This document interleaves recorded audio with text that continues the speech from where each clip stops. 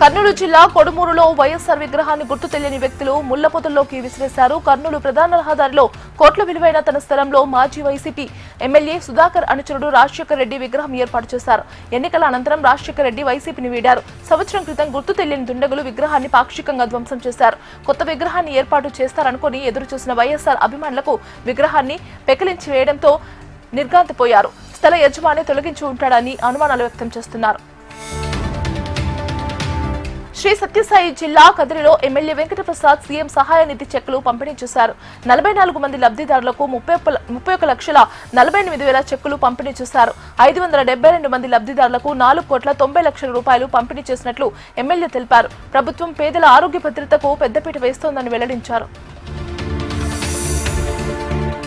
మహబూబాబాద్ జిల్లాలోని కలెక్టరేట్లో గల గనులు భూగర్భ శాఖ కార్యాలయంలో సిఐడి అధికారులు తనిఖీ నిర్వహించారు. మొదట క్వారీలో పర్యటించారు. అనుమతి లేని ప్రాంతాల్లో తవ్వకాలు లీజు తీసుకున్న మేరకే తవ్వకాలు గ్రానైట్ క్వారీల నుంచి రవాణా అయిన మెటీరియల్ వివరాలను పరిశీలించారు. అనంతరం కలెక్టరేట్లోని గనుల శాఖ కార్యాలయానికి చేరుకుని గ్రానైట్ క్వారీల నుంచి రవాణా అయిన మెటీరియల్ వివరాలు, సీనురేజ్ ఎగువేత తదితర అంశాలను సిఐడి అధికారులు తనిఖీలు చేపట్టారు. ఖమ్మం జిల్లా కేజీ మల్లెల గ్రామంలో చోరీ ఘటన కలకలం రేపింది.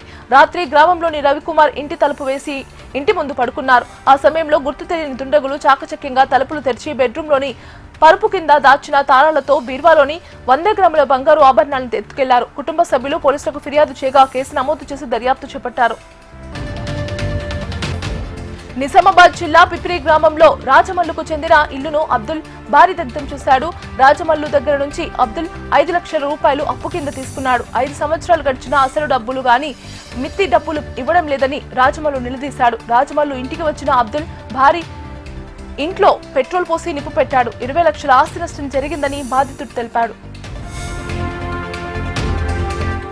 యాదాద్రి భువనగిరి జిల్లా వలిగొండ మండలం కేంద్రంలో ఈదురుగాలులతో వర్షం బీభత్సం సృష్టించింది. వానతో కొనుగోలు కేంద్రాలు, మార్కెట్ యార్డుల్లో నిల్వ ఉంచిన ధాన్యం, గన్ని బస్తాలు పూర్తిగా తడిసి ముద్దయ్యాయి. ధాన్యం తడవడంతో నాణ్యత దెబ్బతింటుందేమోనని రైతులు ఆందోళన వ్యక్తం చేస్తున్నారు. తడిసిన ధాన్యాన్ని ప్రభుత్వం పూర్తి మద్దతు ధర చెల్లించి రైతులను ఆదుకోవాలని బాధిత రైతులు కోరుతున్నారు. శ్రీకాకుళంలోని అంబేద్కర్ జంక్షన్ లో కార్మిక సంఘాల నేతలు ఆందోళన చేపట్టారు. కేంద్రం పెట్రోల్ ధరలు పెంచడంతో పేదవాడు బతకలేని పరిస్థితి నెలకొందని సిఐటియు నేతలు ఆరోపించారు. ప్రపంచవ్యాప్తంగా క్రూడ్ ఆయిల్ ధరలు తగ్గినా కేంద్ర ప్రభుత్వం పెట్రోల్, డీజిల్ పై విధిస్తున్న పన్నులు భారంగా ఉన్నాయన్నారు. కార్పొరేటర్లకు మేలు చేకూర్చే విధంగా పెట్రోల్ తో పాటు గ్యాస్ ధరలు పెంచుతున్నారని మండిపడ్డారు. తక్షణమే పెంచిన పెట్రోల్, డీజిల్ ధరలు తగ్గించాలని కార్మిక సంఘాలు నేతలు డిమాండ్ చేస్తున్నారు.